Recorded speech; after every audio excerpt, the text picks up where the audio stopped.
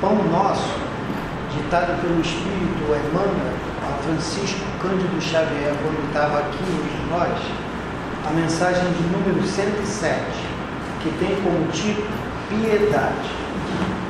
Mas é grande ganho a piedade com contentamento. Paulo, primeira carta a Timóteo, capítulo 6, versículo 6. Fala-se muito em piedade na terra, todavia, quando assinalando referência a semelhante virtude, dificilmente discernimos entre a compaixão e humilhação. Ajudo, mas este homem é um viciado. Atenderei, entretanto, essa mulher ignorante e má. Penalizo, contudo, esse irmão é ingrato e cruel. Compadeço, todavia, trata-se de pessoa imprestável. Tais afirmativas são reiteradas a cada passo por lábios que se afirmam cristãos. Realmente, de maneira geral, só encontramos na terra essa compaixão de voz macia e mãos espinhosas. Deita mel e veneno, balsamiza a ferida e dilacera-as. Estende os braços e cobra dívidas de reconhecimento.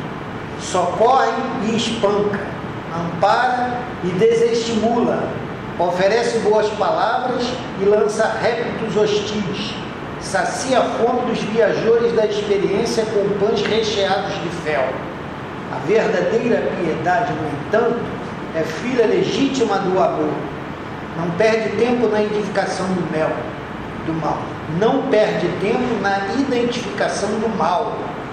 Interessa-se excessivamente no bem para descurar-se dele em troca de ninharias, e sabe que o minuto é precioso na economia da vida. O Evangelho não nos fala dessa piedade mentirosa, cheia de ilusões e exigências. Quem revela energia suficiente para abraçar a vida cristã, encontra recursos de auxiliar alegremente. Não se prende às teias da crítica destrutiva e sabe semear o bem, fortifica-lhes os germes, cultivar-lhes os rebentos e esperar-lhes a frutificação. Diz-nos Paulo que a piedade com contentamento é grande ganho para a alma, e em verdade não sabemos de outra que nos possa trazer prosperidade ao coração. Vamos orar? Vamos convidar a todos os nossos irmãos aqui presentes para fechar os nossos olhos, a fim de nos desligarmos das coisas materiais que nos envolvem, para que possamos, através da palavra, através do pensamento, alcançar os nossos objetivos. Mais uma vez aqui reunidos, Senhor Jesus, na casa Filhos de Deus, para darmos continuidade a esse trabalho que nós abraçamos com tanto carinho, com tanta dedicação, com tanto amor, que é essa visitação fraterna a esses nossos irmãos que aqui muriam seus espíritos neste hospital Colônia de Curupaiti.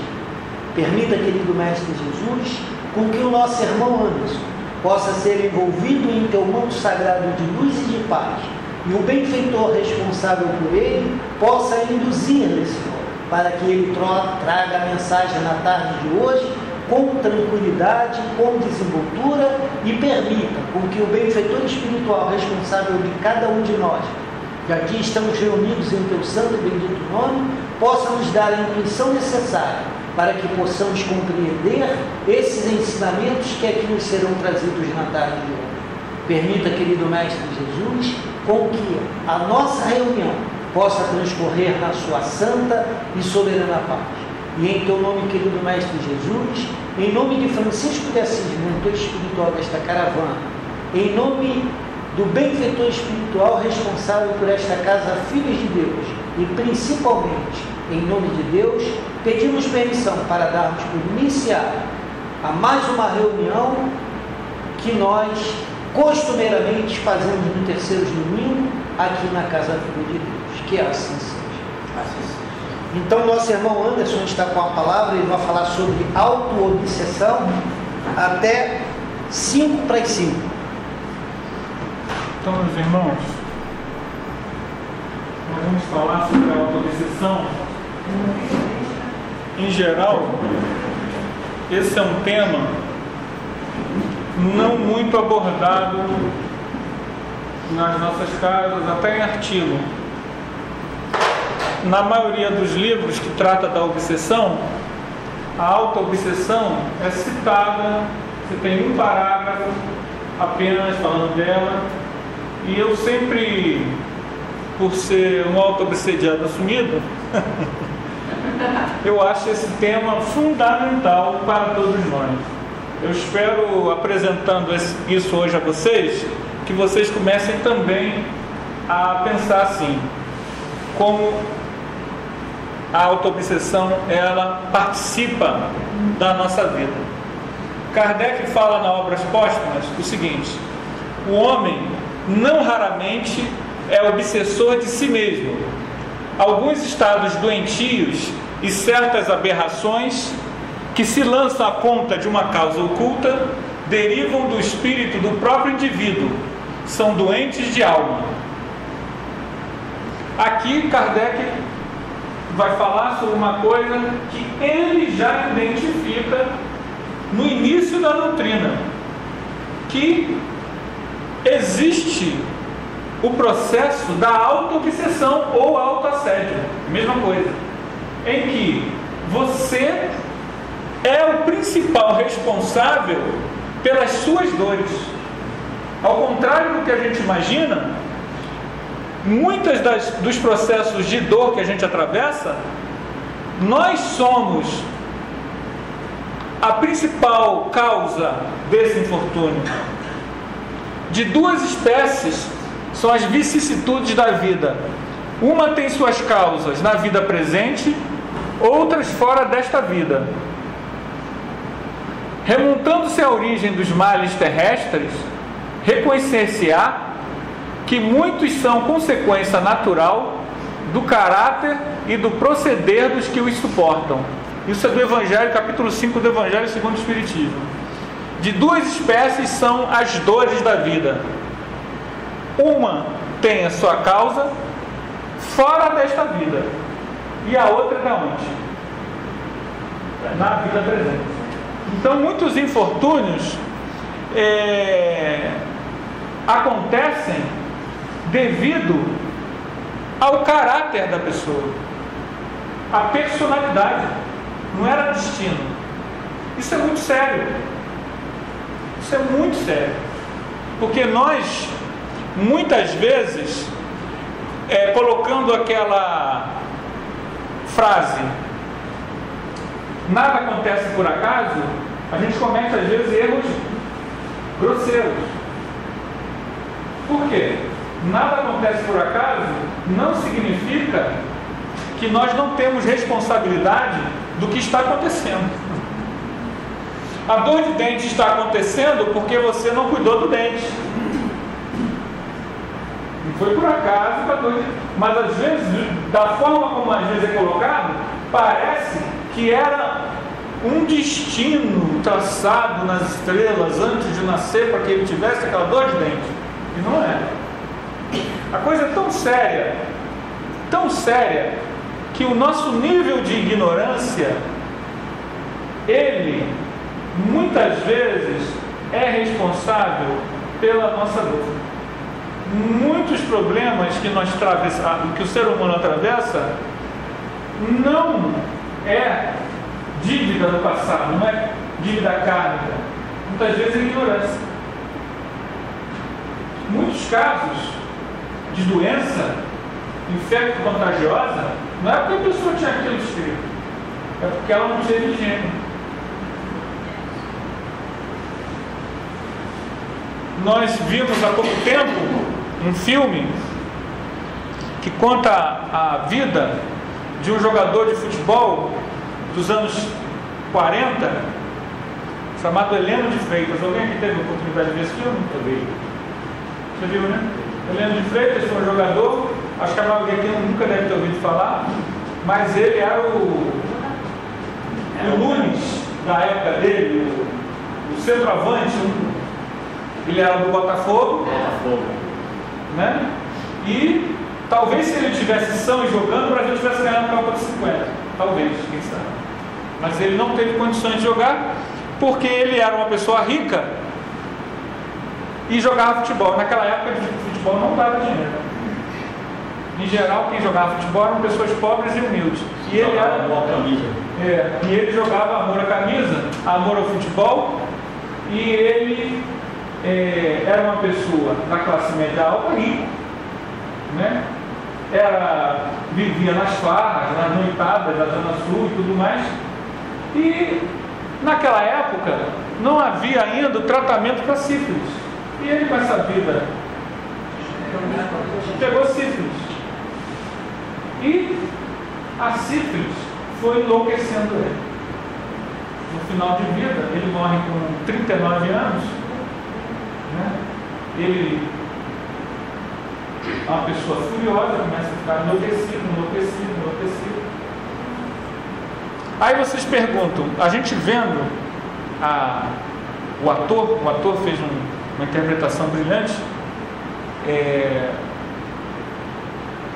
parece, alguma pessoa olhando, não, foi karma, ele deve ter feito alguma coisa em outras vidas. Na verdade, não fez nada. A sífilis, ele que causou a vida dele. A vida dele, dissoluta, levou a isso.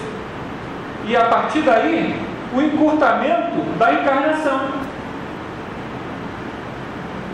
Isso é só um exemplo de como, muitas vezes, o nosso caráter e o nosso proceder, ou seja, os nossos autoassédios, a nossa visão errada das coisas, nos leva ao quê? A sofrimentos que não estavam escritos lá no outro lado. Muitas vezes o planejamento nosso de encarnatório... Hein, Anderson? Um alcoólatra também pode se considerar... com certeza, auto-obsediado. Vocês vão ver. Auto-obsessão, não, alcoólatra sim, com certeza. Ou autoassédio é a ação persistente que o indivíduo tem consigo mesmo, de se maltratar, de se perturbar. A criatura passa a ser opressora de si própria. É o caso do alcoólatra, né? Agora mesmo eu vi um caso ali, não sei se vocês viram, lá em cima no hospital, a senhora, toda queimada. Foi o companheiro dela que queimou. Estava alcoolizado, vocês viram? Eu vi ela queimada, ela não sabia por quê. Ela falou, eu não perguntei, mas ela falou. E o companheiro trabalhava aqui, no que o pai tinha. Fugiu pro norte, largou tudo, tinha casa aqui. O indivíduo tem consigo mesmo de se maltratar, de se perturbar. Ela é opressora de si mesma. Ela constrói esse destino. E nós precisamos estar vigilantes, porque a auto-obsessão é o nosso livre-arbítrio. O nosso livre-arbítrio causa a auto-obsessão. A auto-obsessão é a nossa capacidade inata, mas nem sempre consciente, de nos prejudicar, mantendo em nós mesmos aquilo que nos aflige. A nossa ligação com o passado é muito forte, pois somos espíritos imortais. Além do problema da nossa irresponsabilidade nessa vida, a auto-obsessão ainda traz fatores ligados a outras vidas. Muitos problemas que nós temos, traumas, remorsos, culpas, são em situações provindas da intimidade do seu ser que prejudicam-lhe a normalidade psicológica. Eu tenho uma colega de trabalho que ela não consegue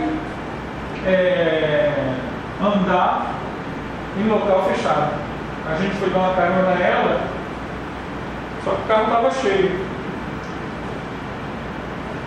E com a carona ela chegaria em Madureira em 10 minutos. Ela demorou 1h30 porque ela saiu do carro, pediu desculpa, aí depois ela veio falar comigo o que houve. Que ela não consegue ficar. Mas você tem isso desde quantos anos? Ela tem 40 anos, ela tem isso desde os 15. Desde os 15 não. Tem uns 20 anos que ela estava grávida e o elevador travou com ela grávida, dentro do elevador. E uma pessoa que estava dentro do elevador começou a ficar desesperada.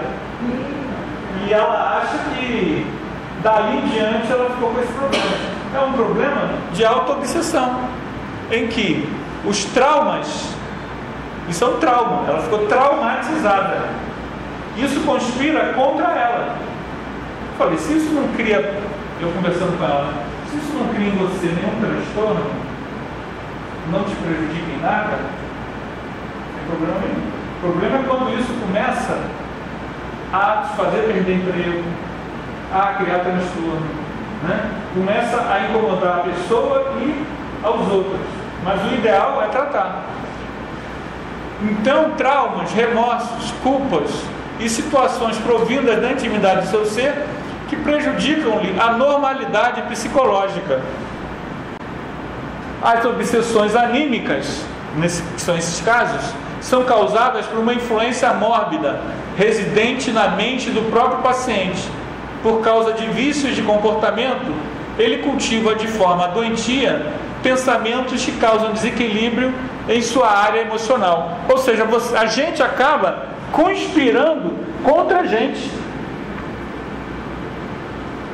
Nós somos deuses. Nós não sabemos disso. Jesus disse isso. Muitas mensagens dizem isso. Muitos escritores dizem isso. Mas nós não sentimos isso. Mas o que acontece? Nós usamos essa divindade contra a gente, devido à nossa ignorância. Nós precisamos ter em mente que a nossa mente é poderosíssima. Aquilo que a gente projeta na mente, a gente cria. Então, já se tem estudos na área da psicossomática que o gene, ele tem na estrutura do gene mecanismos, gatilhos que podem acionar determinados genes para agir de uma determinada forma ou não, conforme o cidadão. Então, o problema do câncer, muitas vezes, ele surge com um acúmulo de certas emoções, de certos sentimentos que vão quebrando a nossa imunidade espiritual, a nossa imunidade energética. E isso vai trazendo o quê? A doença, a enfermidade.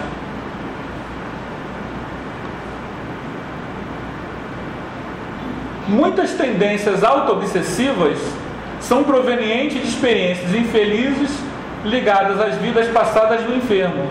Angústia, depressão, mania de perseguição, carências inexplicadas podem fazer parte de processos auto-obsessivos. O auto-obsediado costuma se fechar em seus pensamentos negativos e não encontra forças para sair dessa situação constrangedora. Esse posicionamento mental atrai espíritos doentios que, sintonizados na mesma faixa psíquica, agravam sua doença espiritual. Então, lição número 1, que é muito importante para nós: todo obsediado é primeiro auto-obsediado. Primeiro, ele cria o campo mental propício. Criar o campo mental propício, o obsessor vai lá. Tem inimigo do passado? Todo mundo tem. Infelizmente, nós não temos como evoluir em linha reta, evoluir sem errar. A vida vai criando os encontros e desencontros, e nós, quanto mais nós recuamos no passado, mais ignorantes nós somos. Ora, se mais ignorantes nós somos, a nossa capacidade de errar é muito maior.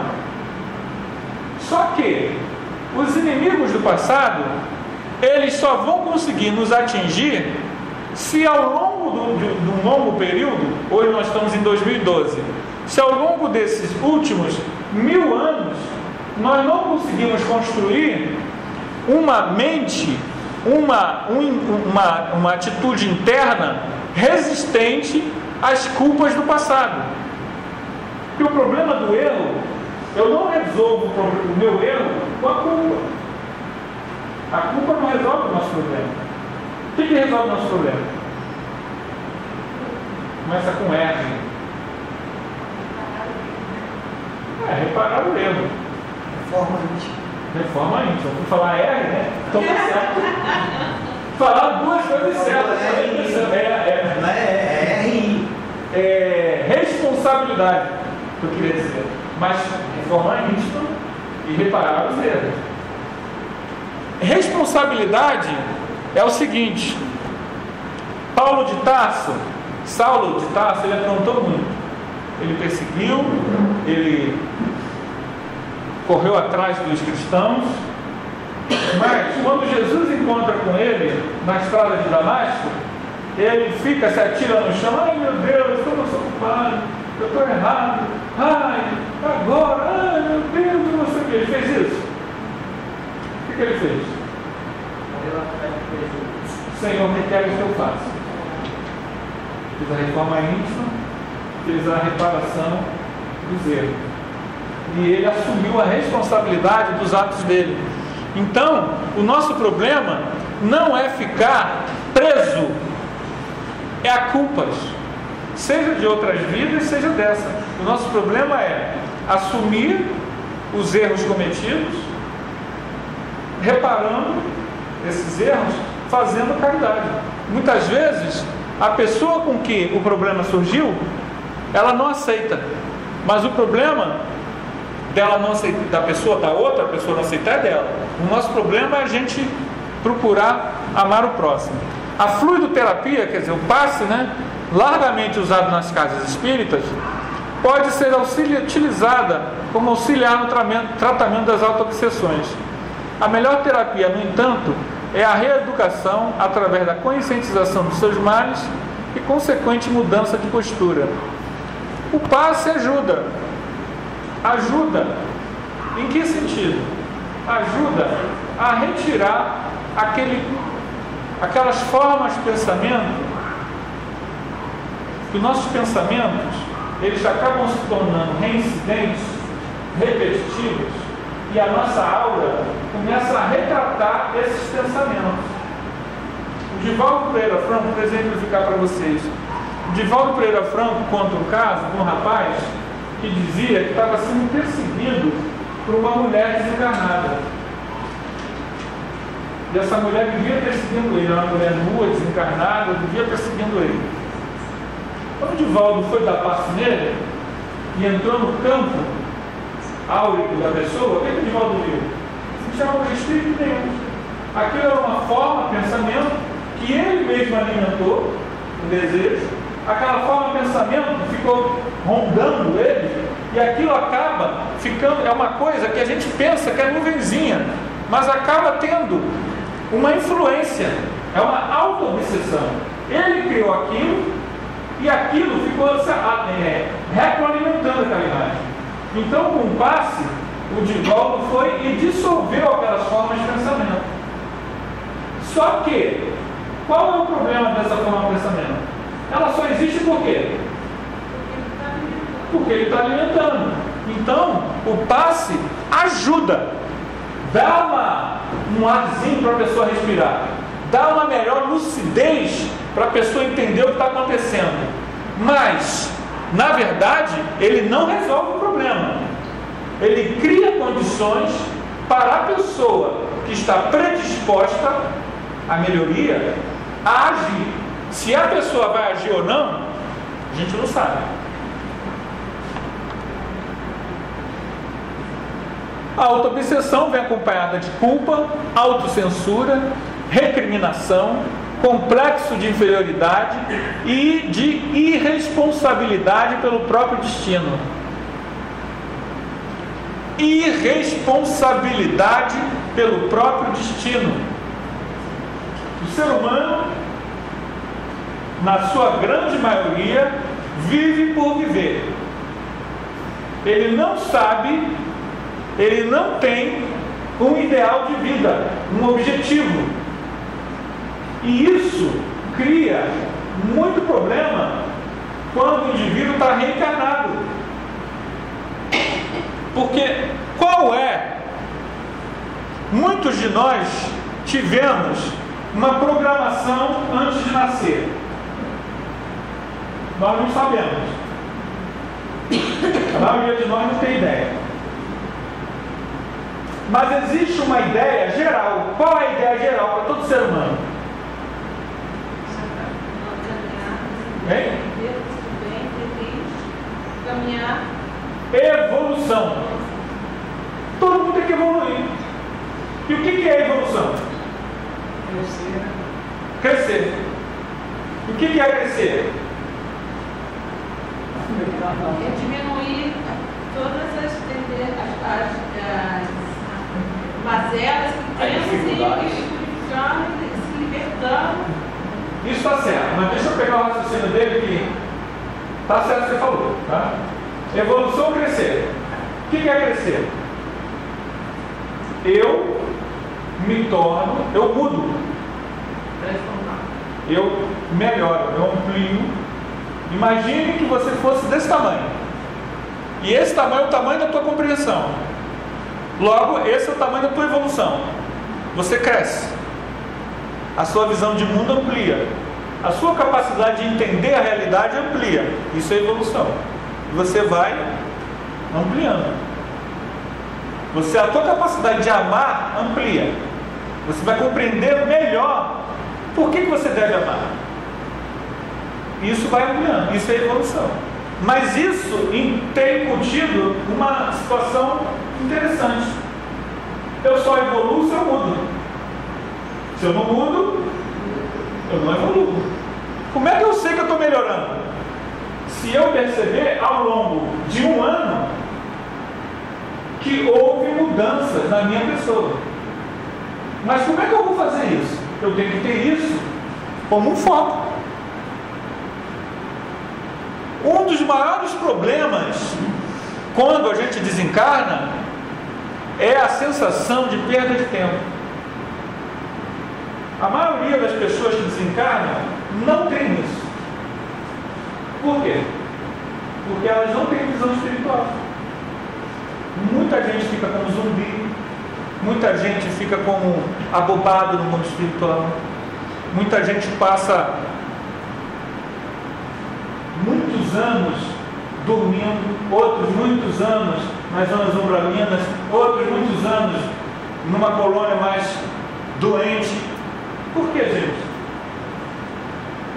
Outros muito na sala da casa dele, desencarnado lá, vendo televisão. Por quê? Irresponsabilidade pelo próprio destino. Isso é muito sério. Isso é seríssimo. Teve um médium, o avô dele desencarnou em 1935, 1938. Em 1962, os mentores tiraram ele do corpo. Ele nunca tinha visto o avô. Um dia ele fez um desdobramento. Levaram ele para uma zona bem inferior. O avô estava lá. Assim, mais uma zona para 38, 48, 58. 24 anos, né? 20 e tantos anos. Ele tinha sido funcionário público, tinha sido um homem que andava sempre cheiroso, bem arrumado. Com 24 anos, edetado. O neto foi lá resgatar ele. Isso acontece, gente, continuamente. Mas isso é injusto, é injusto? Não. Se você é irresponsável com a sua própria vida, você colhe aquilo que você semeia. Não há... isso não é uma ameaça. Eu não estou aqui fazendo ameaça. Isso é o que acontece. É real. Isso não é historinha da carochinha. Isso é real. E nós precisamos assumir esse fato de que nós somos espíritos imortais. Nós somos espíritos imortais. Nós não... O fato de você estar aqui encarnado te dá uma chance incrível. Porque desencarnado, ao contrário do que você possa pensar, o mundo espiritual é muito mais difícil de progredir. Você progride, mas é mais difícil. Por quê? Porque o mundo espiritual, ele é dividido em níveis de vibração. Isso significa o quê? Que se você está nessa vibração aqui, quem está do teu lado? É todo mundo que está com essa mesma vibração. Então, há uma tendência a todo mundo pensar igual. É mais difícil para um espírito que está numa vibração maior, melhor, vir aqui, descer na outra vibração e falar coisas que a pessoa ela está muito satisfeita de interpretar. Isso demora. Encarnados, você pode estar dentro do ônibus, dentro do trem, e você está ali, sentado, e de um lado está Paulo de Tarso, ou Chico Xavier, ou Sai Baba. Você está do seu lado, não pode? Encarnado? E do outro lado, um psicopata, um assassino serial, não pode?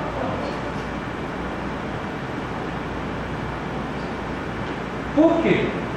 Encarnado, todos estamos e todos podemos aprender uns com os outros. Eu posso aprender com o que está aqui e o que está aqui pode aprender comigo. Desencarnado, cada um vai para o seu canto. Então a chance que a gente tem da encarnação, ela é muito preciosa para a gente simplesmente não ter um foco. E essa falta de foco é que é irresponsabilidade com o seu próprio destino. A autoobsessão pode acontecer, o autoassédio, quando a pessoa assedia uma personalidade da história, inconsciente quanto ao fato de ser ela mesma. Às vezes, uma pessoa, isso é difícil, mas acontece, a pessoa obsedia um personagem da história, ele se cisma com aquela pessoa, e é ele. Eu conheço um caso muito curioso. A senhora, ela era trabalhadora, uma médium, muito ostensiva, e ela era trabalhadora da casa. E a casa tinha uma mentora. Uma mentora que eles escolheram, por algum motivo. E qual era o problema dessa senhora? Adivinha? Queria ser ela. Ela era mentora e ela sabia. Ela era a própria mentora reencarnada. Mas o que ela sabia? Ela sabia que ela não era tanta coisa assim. Isso é uma coisa que às vezes a gente comete, né? Há uma tendência, às vezes, à idolatria, a seres humanos comuns, que viveram a sua vida, fizeram algo de bom, mas não são. Só que ela, o que ela fazia? Quando ela fazia as palestras? Que santa fulana de tal! Santa fulana de tal! Mas ela sabia que era ela. Desde pequena, que ela tinha rememorações. Desde pequena ela tinha rememorações dessa vida. E aí depois ela começou a sair fora do corpo, os próprios mentores mostraram para ela, outras pessoas vieram confirmar, Chico Xavier confirmou. Ela sabia, mas ninguém sabia, só ela. E ela vivia nas palestras, falando, mas fulana de tal, não sei o que, era isso, era aquilo. Ela elogiava muito. Num belo dia ela teve um desdobramento, e os obsessores, muitos obsessores lá da cama dela. Vai embora, vamos bater no pau. Porque ele não tem pau para a língua, né? Ela levou um susto, tem muitos de Chico gritando, batendo no pau. Ei, Santa Fulana, Santa Fulana. Ela voltou para o corpo e entendeu o que. Ela parou com aquilo. Parou. Ela se desassediou, né? Porque ela estava, na verdade, obcecada fascinada com a ideia do passado. E muitos de nós temos esse problema. Muitas vezes o mentor não diz que você foi, ele não pode saber que ele foi franciscano. Ele vai só sentir, não, eu fui um franciscano, eu fui um cristão,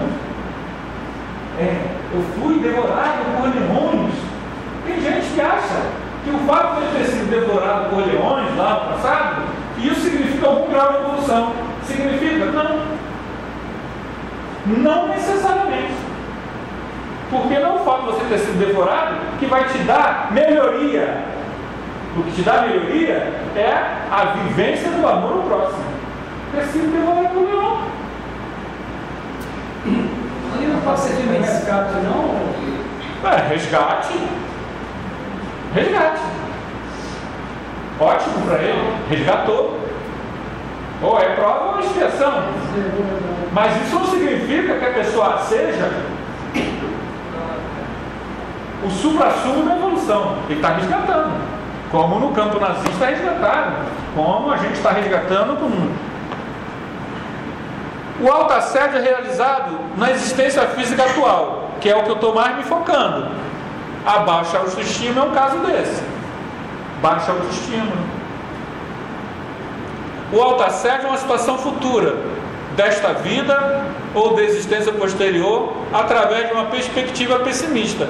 O pessimismo é o autoassédio. Uma visão pessimista de vida, você está criando para o teu próprio futuro uma coisa negativa. A pessoa não precisa ficar pessimista. Por quê? Você é imortal. Você é indestrutível, imatável e imorrível. Sabia disso, né? Então, só essa perspectiva de que nós somos imortais, mesmo que doa, mesmo que as lágrimas surjam, mesmo que haja incompreensão, mesmo que você esteja sozinho, mas essa perspectiva precisa dar a você uma visão otimista da vida. Por quê? Com o otimismo as coisas se melhoram. A gente aqui, a lição que eu acho que é a melhor lição que o Pai te dá para a gente é o otimismo. As pessoas dificilmente falam que não estão bem. Dificilmente. Hoje, pela primeira vez, há muito tempo que eu não vi uma pessoa me dizer isso, que não está bem. Hoje aconteceu de um enfermo falar isso para mim. Antes, olha só, como você está falando em autoobsessão de si mesmo, deixa eu fazer uma perguntinha. Por exemplo, eu assim, gosto, assim, eu estou me sentindo que eu estou passando um pouco nos limites no jogar na internet, no computador, de jogar. Paciência. Que seja arroz climático, isso, aquilo. Isso é autoassédio. Não se preocupa não. Todos nós. Quem for só uma vez não é autoassédio. Não, é autoassédio sim. Não adianta. Olha, autoassédio encaminhando para assédio espiritual. Infelizmente, tem um problema que a gente não pode, não vai dar tempo. Tá? Isso aí, botei muita coisa. Eu gosto desse tema, me empolguei muito.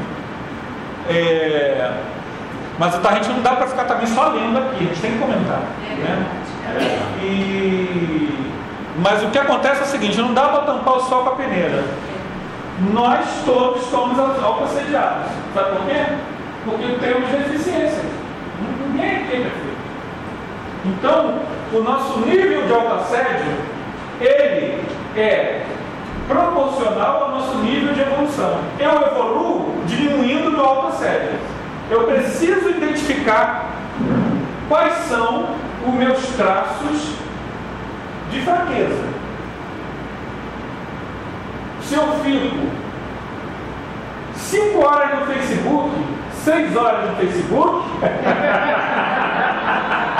Pegou alguém aí. Pescou alguém. eu preciso saber, entendeu? Eu estou ocupando o espaço do fora de foco. Cadê? Qual é o meu foco? Porque, gente, olha só, uma pessoa com 80 anos, doente, no hospital, ela começa a pensar na vida dela. E se ela tem algum grau de maturidade e ela se dedicou, ela usou a vida dela, você vê a vida do Divaldo, que não tem tempo para si, vai para cá, vai para lá, a consciência dela está tranquila. Mas a Joana dá umas cobradas nele boa, né? Não, ela só cobra porque ele tem sintonia para ouvi-la. Olha o problema. Não sei se vocês estão entendendo. Senão ela não perderia tempo. Como o mentor, você vê um cracudo. Você vai ficar falando de reencarnação para a pessoa do cracudo? Você? De evolução espiritual? Mas não tem. Você tem que socorrer ele na emergência dele. Então os mentores espirituais, eles não gastam. Eles não dão pérolas aos pobres. Infelizmente, cada um tem que lutar para ter méritos para ouvi-la. Então o que acontece? Uma pessoa dessa, quando desencarna, está com consciência tranquila. Agora, se eu for de alta série, alta série, alta série, alta série, matando tempo, matando tempo, matando tempo, matando tempo, matando tempo, matando tempo. Quando eu estou com 80 anos e doente, eu começo a falar, ai meu Deus, eu não sei o quê. Ai, é o nível do nosso próprio alta série. Só que hoje isso vai mudar, hoje. Aí você diz assim, amém! Hoje é um grande dia na vida de vocês! Hoje eu não vou ligar o computador. A gente precisa saber dosar as coisas, só isso. Problemas gerados na presente reencarnação. Então, problemas dessa vida. Transtornos gerados na infância. Muitas vezes você tem problemas que são traumas que são gerados na infância. Você tem problemas, às vezes, a mulher que tem problemas de se relacionar com o homem, porque lá na infância ela foi abusada ou tentaram abusar. Pílulas do fracasso. A pessoa que lá na infância os pais dizem, não, mas é burra, não sei o quê, e vai. São dois irmãos, um escuta aquilo, mas o outro, ele tem fragilidade naquele processo, ele absorve. E aí, ele fica com esse problema da afetividade, né? Eu estava vendo um vídeo de um pastor, e o pastor estava falando o seguinte, que ele teve uma ideia com os irmãos dele. Ele chegou para o pai dele, era um cara do norte, uma pessoa rude, uma pessoa que não abraçava, uma pessoa que não... aquelas pessoas. E eles disseram o seguinte, ele combinou com os dois irmãos, vamos chamá-los de papai e de mamãe. Primeiro, por que você chama de papai? Só que ele combinou com, mesmo o pai resistindo, a mãe também resistiu, ele combinou e continuaram insistindo, até que ele... Isso ele disse, nem ele sabia, ele falando, ele não sabia o resultado que deu. Aquilo fez, a gente vai chamar de desassédio coletivo de família. Aquilo aproximou eles de uma tal forma, palavras. Os sentimentos. O pai dele abriu o coração. Aos pouquinhos eles foram e o pai foi se rendendo. Só porque chamou ele de papai e de mamãe. Então você vê que a carência de afeto, isso muitas vezes vai passando de geração. Você tem um pai duro que não abraça. Aí você vai, se torna também duro e não abraça. Aí você passa isso para o seu filho e isso vai de geração a geração. Geração a geração. Porque a gente influencia uns aos outros. Nós não estamos isolados nunca. Transtornos gerados na adolescência. O adolescente tem até uma certa idade, um certo padrão de funcionamento que os pais percebem. Depois de um determinado momento, ele vira o contrário do que era. Se era calmo, se rebela. Nesse momento, um encadeamento entre as várias personalidades. Quer dizer, muitas vezes, na adolescência, surge o porão evolutivo. O que é o porão? Na infância também. É quando aquelas diversas vidas nossas, do passado, elas começam a aparecer como uma roleta. Está falando de jogo? Tem a roleta, gente? Aquelas diversas vidas vão aparecendo e a pessoa, o adolescente, ele vai meio que escolhendo. Então ele vai ter momentos em que personalidades do passado, elas afloram com muito mais facilidade. E dependendo do meio e do ambiente, elas se fixam. Né? É autoassédio. Problemas gerados em vidas passadas. Por exemplo, o Hermínio de Miranda conta um caso que o Hermínio fez muita pesquisa de regressão de memória. Ele fez pesquisa de regressão de memória nos anos 70 e 80. Então ele pegou muitas pessoas para fazer arqueologia espiritual, não era para fazer terapia não, e era hipnose mesmo. A pessoa autorizava, e ele conta no livro A Memória o que é alguns casos. Um caso que eu achei bem interessante, eu vou contar para vocês, é de uma pessoa, um rapaz que é homossexual. Então eles fazem a regressão. Várias vidas desse rapaz, sempre como homem, e sempre fazendo bobagem na área de sexual. Há muita vida, muito erro nessa área, sendo que num dado momento, numa vida passada, ele violenta sexualmente o próprio filho, e o filho morre. Aquilo traumatiza. E aí, nessa encarnação, ele vem como homem de novo, mas ele não quer exercer a masculinidade. E aí o Hermínio, em transe sonambúlico, o Hermínio conversa com ele e a alma dele diz que não. Ele não aceita assumir a masculinidade, porque ele tem medo de assumindo ele fazia um monte de bobagem, ele não quer mais fazer nada daquilo. Aí o Hermínio volta, e aí você começa a entender que é o contrário, né? Uma vez, dois homossexuais vão perguntar: será que eu fui mulher em outra vida? Por isso que eu sou assim? Às vezes é o contrário, olha só. É uma coisa que você nem pode pensar. Ele não foi mulher há muitos séculos. Só que nesses séculos todos, ele foi homem. Só que só fazendo maltratando as mulheres. E aí, esse trauma é fortíssimo na mente dele, numa vida, o Hermínio conta. E aí ele não. Então, ele hoje está com um autoassédio, entre aspas. Por quê? Os atos dele do passado influenciam na sua personalidade. O que a gente sabe que um dia vai acontecer? Ele vai ter que encarar isso de frente. Ele vai ter que resolver esse conflito. Quando vai ser? Quando ele quiser. Quando ele quiser. Ninguém pode exigir a ninguém a mudança. Esse é o maior problema nosso.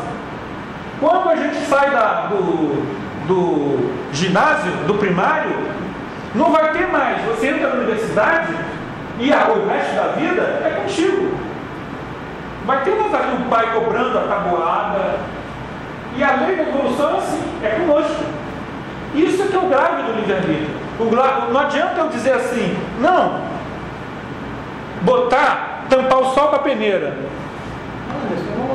Foi tão importante o assunto que eu tenho uma pergunta a fazer. Se você puder responder aí. Pode falar. Eu já sei que não vai dar tempo mesmo, nosso tempo já está. Já estamos atrasados. Olha, meu amigo, um colega, ele era uma violina, ele é homossexual e não se aceitava. Isso alguém reclamando até que um dia suicidou-se. O que pode ser isso? Olha, a homossexualidade, ela tem que ser muito respeitada por todos nós, porque é uma situação muito grave. Mas ele não... Exato, é um conflito, né? A pessoa vive em conflito.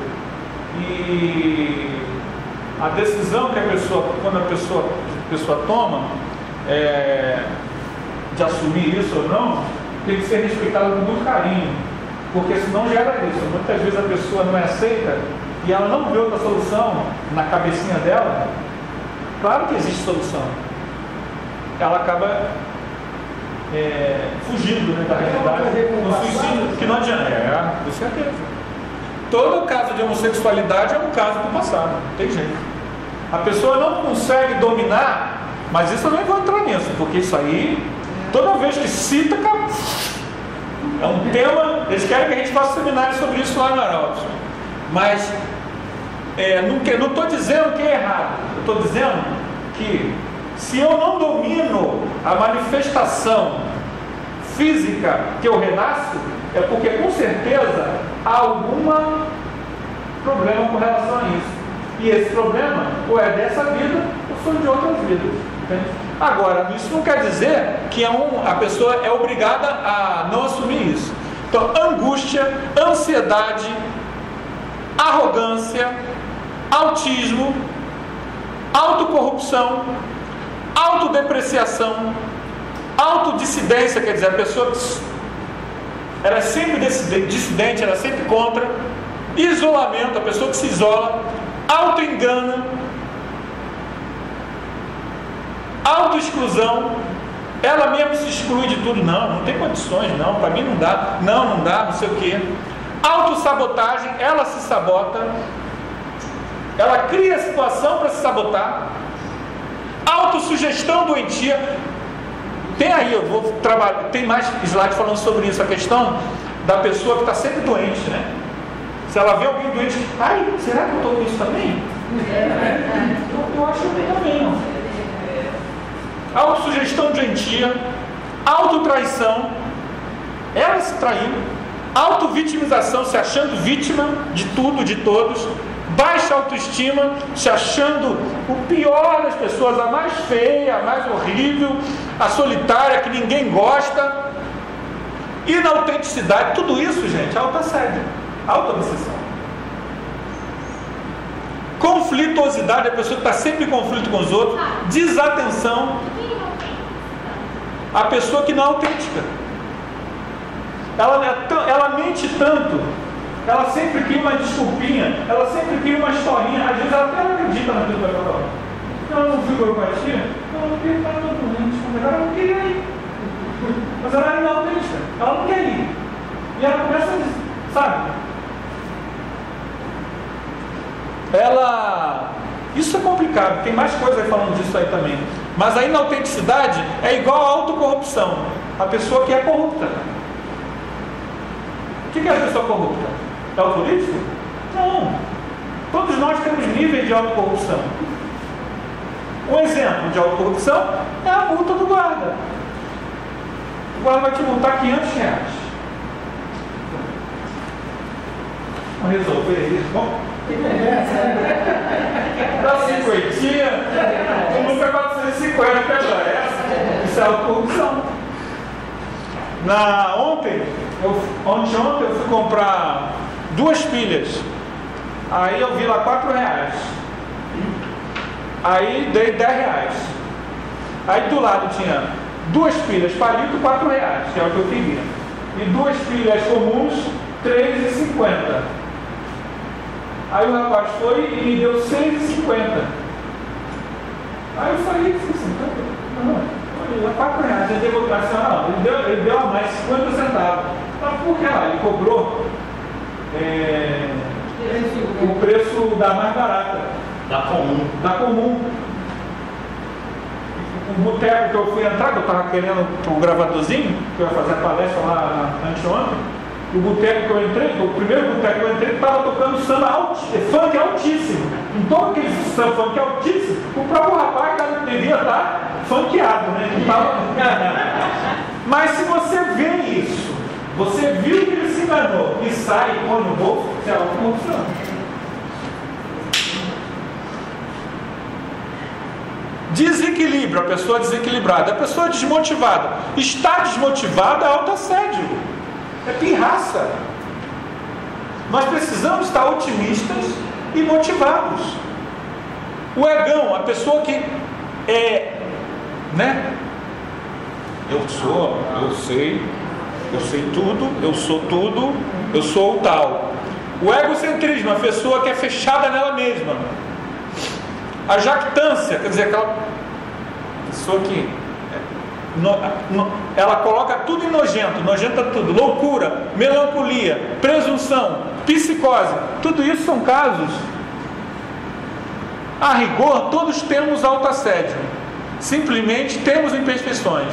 E o autoassédio pode ser definido como todo conjunto de crenças, ideias, emoções, atitudes anti-evolutivas, que vão contra o nosso progresso espiritual.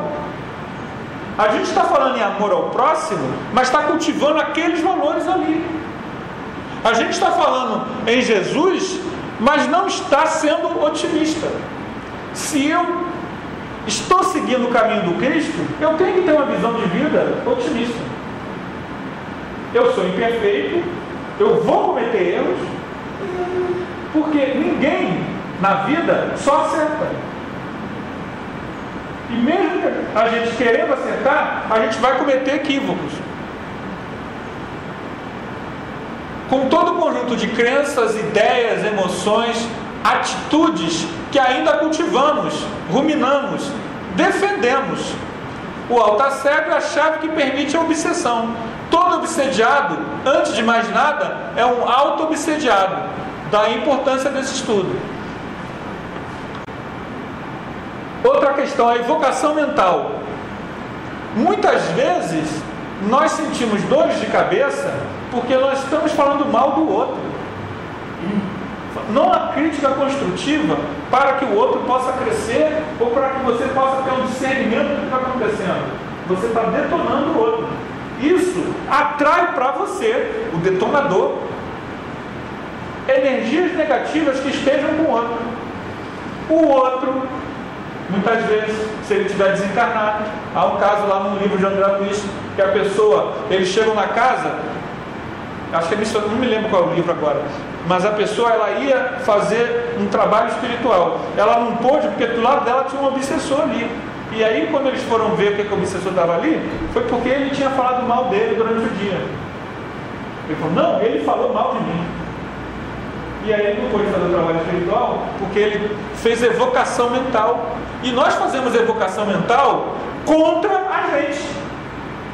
E aí você fala mal de todo mundo durante o dia todo. Aí no estudo você diz, fulano, faz a prece. Não sei fazer prece. Não vou fazer prece. Mas ela já fez evocação, ela fez prece contra ela tirou do pé dela o dia inteiro. Porque a prece é uma evocação mental positiva, higienizadora. É quando você chama as forças do bem para próximo de você. Por isso o culto do Evangelho no lar. Agora, você atrai, jogando coisa negativa no outro, o obsessor do outro para você. De graça, você ganha um monte de obsessor. Ele não presta, o outro presta não? Aí você ganha os obsessores dele, você está jogando aquela energia negativa para cima dele. Está fazendo ele ficar com dor de cabeça. Aí o que acontece contigo? Pela lei de ação e reação, fez no outro, acontece comigo. Então a evocação mental negativa, ela também é um nível de autoassédio. Gente, o tema é amplo, muito grande, mas nosso tempo acabou. Ai, não!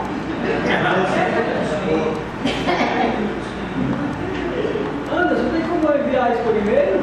Tem, me passa depois o e-mail. Aí a gente tem as questões das sombras, tem tema aí, tem coisa, muita coisa. Mas nosso tempo